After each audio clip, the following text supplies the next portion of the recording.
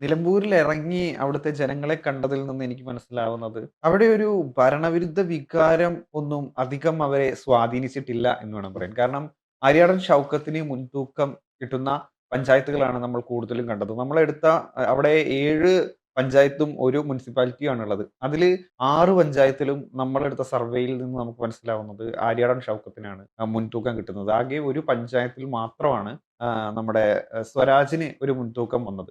ചിലപ്പോ ഇനി മാറാം, മാറി മറിഞ്ഞും വരാം, ഒന്നും പറയാൻ പറ്റില്ല. പക്ഷേ നമുക്ക് ഇറങ്ങി മനസ്സിലാക്കുന്നതിൽ അവിടെ ഒരു ട്രെൻഡ് ശരിക്കും ആര്യാടൻ ഷൗക്കത്തിന് കൂടിയാണ്. അതിപ്പോ അവിടുത്തെ ആളുകൾ പറയുന്നത്, അവർക്ക് അവരുടെ നാട്ടിലെ ഒരാൾ ആര്യാടൻ ഷൗക്കത്തിനെ കാണാൻ ഞങ്ങൾക്ക് ഇവിടുന്ന് ഒരു ബസ് കയറി പോയാൽ മതി. പക്ഷേ ഒരുപക്ഷേ സ്വരാജാണ് ഇവിടെ നിന്ന് എംഎൽഎ ആയി വരുന്നത് എങ്കിൽ ഒരുപക്ഷേ സ്വരാജ് എറണാകുളത്ത് പോയി വീട്ടിലേക്ക് പോകുന്നത് കാരണം എറണാകുളത്ത് അദ്ദേഹത്തിലേക്കുള്ള റീച്ച് ഭയങ്കര ദൂരമായതുകൊണ്ട് തന്നെ ഞങ്ങളുടെ നാട്ടിലുള്ള ഒരാൾ മതി എന്ന രീതിയിൽ ഒരുപാട് പേര് നമ്മളോട് ചെറിയ ചെറിയ കാര്യങ്ങൾ വരെ ഇമ്പാക്ട് ആവുന്നു. അതെ അതെ അതെ. ഷൗക്കത്തിനെ കാണാൻ ഞങ്ങൾക്ക് ഇത്രയിടം വരെ പോയാൽ മതി, ഞങ്ങൾക്ക് ഇത്ര രൂപയുടെ ഒരു ബസ് ടിക്കറ്റ് എടുത്താൽ മതി എന്ന രീതിയിലാണ് പലരും നമ്മളോട് സംസാരിച്ചത്.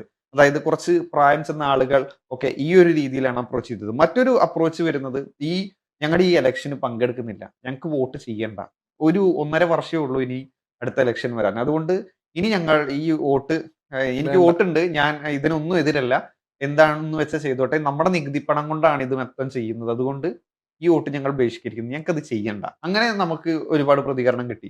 മറ്റൊരു ആ, കാര്യം നമ്മൾ എടുത്തു പറയേണ്ടത്, അവിടെ പേര് ചേർക്കാത്ത ഒരുപാട് യുവാക്കളുണ്ട്.